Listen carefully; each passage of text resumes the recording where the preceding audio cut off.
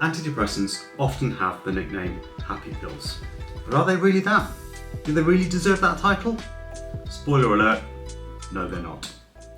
Let me explain. So, I hate the term happy pills. It sort of implies that these pills somehow give you happiness that wasn't previously there. If they did that, everybody would want them. Who doesn't want to be happy, right?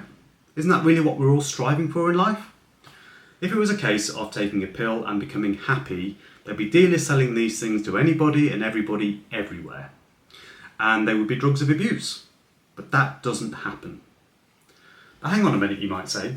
I know people who've been in dark places and they started on medicines like these, and after some time they look better and happier. Okay, let's break this down. Antidepressants treat illnesses such as depression, anxiety and OCD, amongst many others.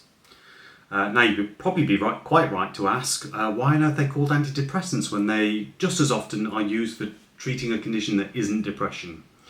It's a question that I ask myself often. I think they're just badly named, but that's a whole other video. Let's get back to the point. When a person's ill with a mental health condition, their old self is taken away. The medicine can only help get rid of the illness and bring the old person back. The happy person that emerges in the end was always that happy person. The medicine has only got their old self back, whatever that old self was. It hasn't put anything there that wasn't already there. These medicines don't induce some sort of chemical, artificial happiness. If there's no illness there, taking an antidepressant definitely won't make you any more happy. A good analogy is to imagine an athlete who's a really fast sprinter. Now this person develops asthma, and due to this has suddenly become slower and slower. Eventually the athlete seeks medical help and gets an inhaler, and is suddenly fast again.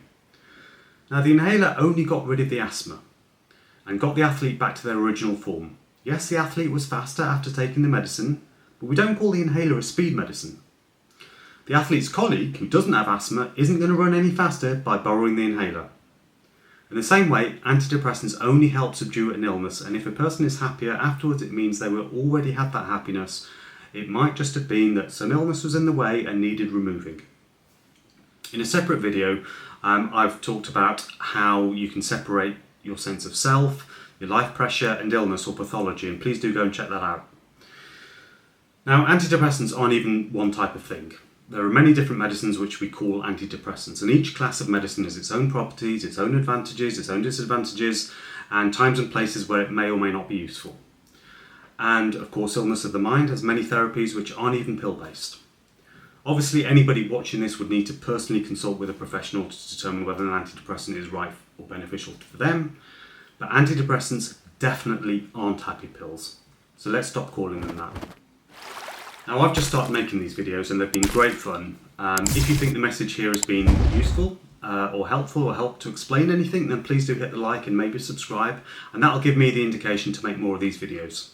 You can even drop a question in the comments below about any medical issue that you'd like to see explained better, and I will absolutely try my best to cover it. Take care.